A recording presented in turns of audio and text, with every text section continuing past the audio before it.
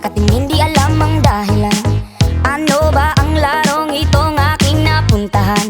Atras sa bante, kalaban ba o kakampi? Nalilito, nahihilo, di alam ang gagawin. Sinasabi niya na ang puso niya'y tumitibok para lang sa akin.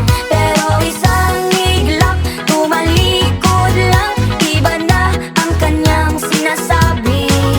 Ano ba? Ano na?